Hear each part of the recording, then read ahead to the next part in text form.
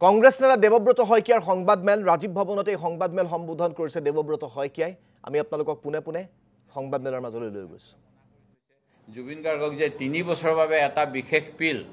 যেটো পিল আমি ইন্টাৰভিউত পাইছিলো যে ভাৰতবৰ্ষৰ কোনো ফ্যাক্টৰীত নবনায় ডক্টৰ হিতেশ বৰুৱাই হেতু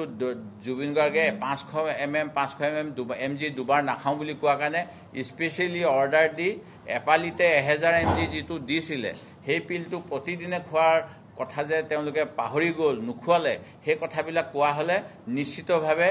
যেটো স্টেটমেন্ট আহিছে initially there is no foul play তাৰ পৰিৱৰ্তে there may be foul play বুলি নিশ্চিতভাৱে সেই কাগজত উল্লেখ হল হয় আৰু এওঁলোক তাতে গ্ৰেপ্তাৰ হল হয় হেগতিকে তেওঁলোকে তাত গ্ৰেপ্তাৰ সমাৰক্ষীও পূজা লেকে পূজা খাই হক তেওঁলোকে বুলি যেটো মুখ্যমন্ত্ৰী ভাষ্য তাৰ পিছত ৰাইজৰ হেসাত যেতিয়া ৰাইজে কলে যে পূজা খাবলৈ প্ৰথম দেখিছো যে অভিযুক্ত সকলক ছুটি দিয়ে চৰকাৰে তাৰ পিছত তেওঁলোকক ধৰা ব্যৱস্থা কৰিলে আৰু কাকতালীয়ভাৱে একেদিনাই দুইজনক এজনক গুৰগাঁৱত ধৰিলে এজনক দিল্লী এয়াৰপৰ্টত ধৰিলে সেই ক্ষেত্ৰতো তেওঁলোকে আইনী হুৰুঙাৰে বাছি যাব নেকি সেই কথা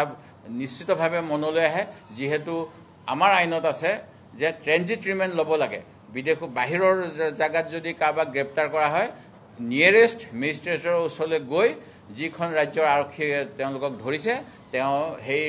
অন্যখন ৰাজ্যৰ মেজিষ্ট্ৰেটৰ পৰা পাৰমিশন ল'ব লাগে মই অসমলৈ তেওঁলোকক লৈ যাম বুলি সেই কামখিনি হৰা কৰা হল নে আইনী হুৰুঙা ৰাখি দিয়া হল কাৰবাক বচাবলৈ সেই প্ৰশ্ন আমি আজি জানিব বিচাৰো ঠিক তেনেকৈ অন্য এটা ডাঙৰ কথা হল যে 23 তাৰিখে আমি যেতিয়া জুবিন গাৰ্গৰ পাৰ্থিব শৰীৰ আমি সংস্কাৰ কৰিলো তাৰ পিছত অসম চৰকাৰৰ ফালৰ পৰা ঘোষণা কৰিলে যে অসমৰ শিক্ষা মন্ত্ৰী ডাঙৰীয়াই ব্যৱস্থা ল'ব আৰু বিমল বৰা ডাঙৰীয়াৰ নেতৃত্বাধীন মন্ত্ৰী সাংস্কৃতিক বিভাগে জুবিন দেহৰ চিতাভস্ম অসমৰ বিভিন্ন স্থানলৈ এটা ৱেবছাইটৰ যোগেদি দিয়াৰ ব্যৱস্থা কৰিব আৰু ইয়াৰ বাবে অনলাইন আবেদন কৰিলেই হ'ল সেই ৰনোজ পেগু ডাঙৰীয়াই 23 তাৰিখৰ দিনাই ঘোষণা কৰিছিল সেই ৱেবছাইটটো কোড কিমানে এপ্লাই কৰিলে কিমানক দিয়া হ'ল আৰু যিসকলে এপ্লাই কৰিলে মোৰ নাজিৰাত জুবিন ফেন ক্লাবে এপ্লাই কৰিছিলে মই তেওঁলোকক সুধিলো চিতাভস্ম আনিব পাৰিলা নাই তেওঁলোকৰ যিজন তাৰ স্থানীয় জুবিন ফেন ক্লাবৰ মেনেজমেন্ট সভাপতি অথবা সম্পাদক তেওঁ কলে নহয় চিতাভস্ম আনিবলৈ দিয়া হোৱা নাই চিতাভস্মখিনি চৰকাৰে বুলে নিদিয়ে তাৰ পৰিৱৰ্তে তেওঁলোকে সেই 10 বিঘা মাটিৰ কিছু মাটি লৈ গৈছে প্ৰতীকী হিচাপে এটা কলহত ভৰাই আমি সেইখিনি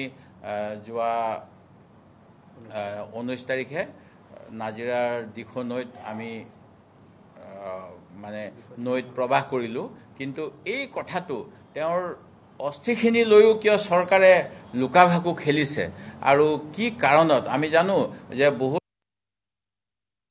তেওঁলোকৰ পৰিয়ালৰ অস্থি বছৰ বছৰ ধৰি ৰাখি থয় যেতিয়া তেওঁলোকৰ নিজৰ আৰ্জিত পুঁজি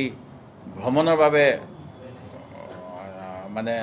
গুড খাব তেতিয়া তেওঁলোকে হয় হৰিদ্বাৰ নহয় কেদাৰনাথ নহয় বুধগয়াত দি পেলাই বিসৰ্জন দিবলৈ যায়